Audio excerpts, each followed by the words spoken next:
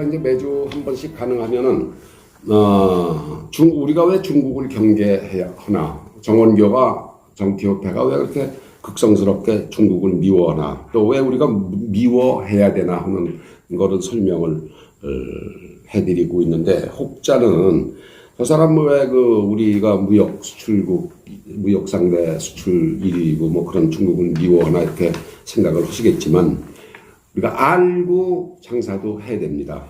우리가 돈을 조금 벌게 해준다고 그래서 그렇게 막무가내로 이것저것 다 잊어먹고 중국 편을 들고 미국하고 등을 쳐벌질 그럴 때가 아닙니다. 오늘은 그 중국을 제가 왜 싫어하나, 문화대혁명에 대해서 간단히 좀 살펴보겠습니다. 이런 에피소드가 있었습니다. 2018년, 재작년 5월에 베이징 대학교는 중국에서 넘버원입니다. 또 세계 100개 대학 중에서 10위 이내에 드는 아주 큰 학교입니다. 우수하다기보다도 교수도 많고 교수들이 내는 논문도 많이 이제 있죠. 그래서 세계 10대에 드는 그런 우수한 대학입니다. 그 베이징대 총장이 2018년이 개교 120주년입니다. 재작년 2012년 전 그 개교 120주년 기념식에서 기념사를 했는데, 홍곡이라는 게 있습니다. 기러기 홍자하고 고니라고 그래서 이렇게 학처럼 큰 새 있죠. 다리가 길고 그걸 곡이라고 그러는 모양입니다.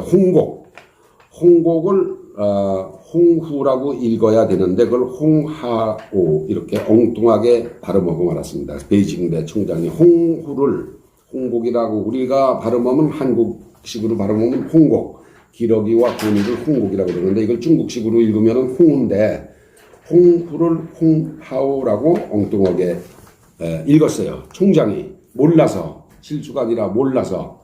그 홍곡, 기러기와 고니가 이제 포부가 큰 사람을 이제 가리키는 말이라고 그럽니다. 그걸 홍하오라고 읽었는데, 무식해서 몰라가지고 그렇게 읽었는데, 왜냐? 솔직히 이 단어의 발음을 제대로 몰랐고, 이번에야 제대로 알았다. 이렇게 얘기를 했습니다. 총장이 미안하다, 창피하다 하고 사과문을 올렸는데, 이 북경대 총장이 초등, 중학교 시절에 문화대혁명을 겪으며 매일 선생님의 지시로 마오쩌둥 어록, 선집 등만 반복해 읽었고 제대로 된 기초 교양 교육을 자기는 받지 못했다, 이렇게 자수를 했습니다. 자기는 초중고등학교 때 마오쩌둥, 모택동의 어록과 선집만 읽고 기초 교양 교육을 전혀 받지 못해서 이 천재 교수입니다.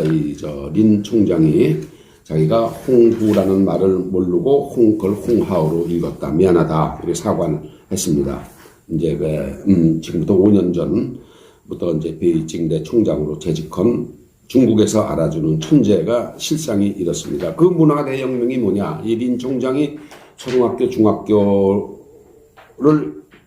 12년을 겪은 그 문화대혁명 때 이제 자기는 기초 교양 교육을 못 받았다고 그러는데, 그 문화대혁명이 뭐냐? 1966년부터 70년 10년 동안 10년의 대재난입니다. 이게 당시 권력을 갖고 있던 모택동이 자본주의를 타파하고 사회주의를 실천하자 하고 벌린 정치 운동입니다. 자본주의와 연관됐다고 여겨지는 사람은 전부 처단됐습니다. 부르주아, 유식한 사람, 지식인, 전부 재산 있는 사람 전부 처단했고, 유교 전통과 문화재가 전부 낡은 문화의 잔재라고 해서 불태우고 없애고 그랬습니다.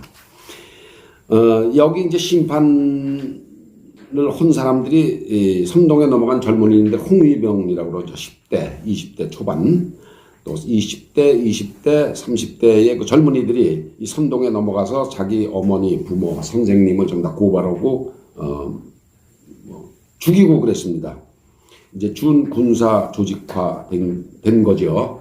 모택동 말을 따르는, 지금으로 치면 대깨문과 같다고 보시면 됩니다. 대깨문. 지는 뭐 엄정한 법이 있기 때문에 그때 그 홍위병들이 저질렀던 그런 짓은 못하지만 부탁되고 따르는 홍위병들이 지금 대깨문하고 갔습니다.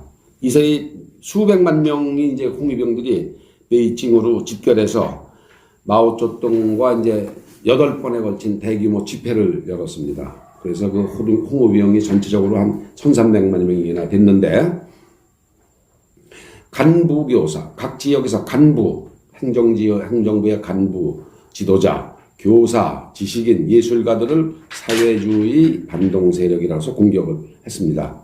이제 선생을 강단에서 끌어내려 폭행을 하고 병원에서 진료해야 할 의사가 감옥에 갇혔습니다. 1,000만 호의 가정이 가택수색을 당했고, 이거 뭐 법에 의한 게 아니죠. 홍위병들이 그냥 몽둥이 들고 들어가서 한 겁니다. 문서와 예술품, 진귀한 고문서 예술품이 전부 다 불태워지거나 부서졌습니다.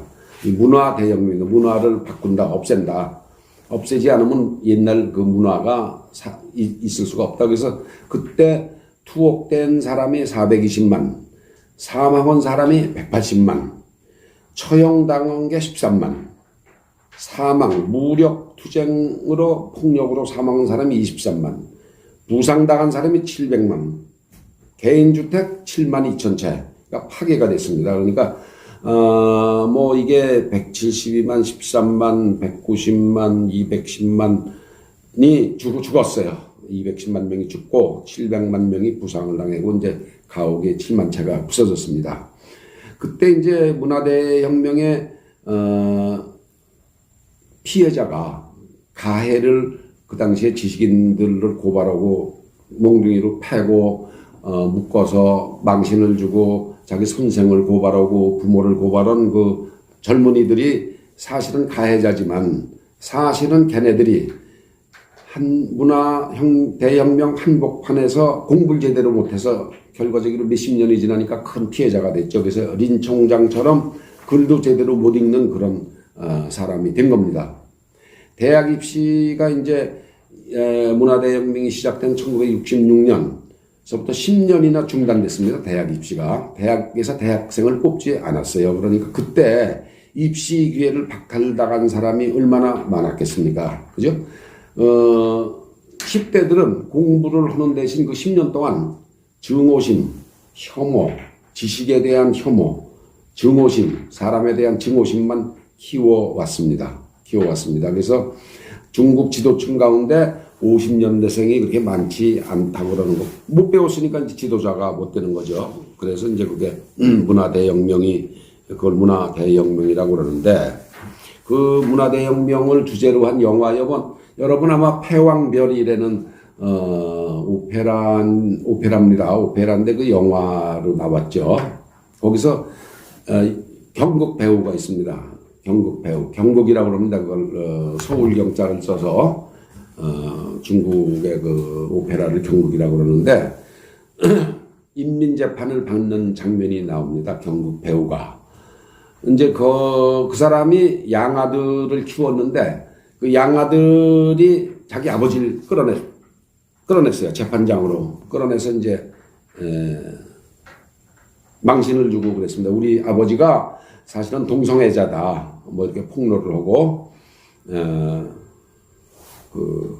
그 영화의 주제가 그렇습니다. 근데 그 영화를 만든 사람이 문화혁명 시기에 이제 홍위병이죠. 홍위병이었었는데 그 영화를 만든 사람이, 감독이 아버지를 비판하고 타도하는데 앞장섰습니다. 실제로 그 영화를 만든 사람, 감독이 실제로 영화 속에 하고 똑같이 자기 아버지를 비판하고 타도하고 앞장섰는데, 그 당시 그 영화 감독이 14살이었으니까 14살 먹은 소년이 아버지를 비판하고 타도하는데 앞장서서 아버지가 비참하게 죽었는데, 그 사람이 나중에 영화 배우가 돼서 만든 영화가 태왕별기라는 지가 잘 알고 있는 영화입니다. 그 영화의 내용도 똑같습니다. 그래서 이제 문화대혁명은 1966년부터 76년 동안 계속된 정치운동으로 아주 최고의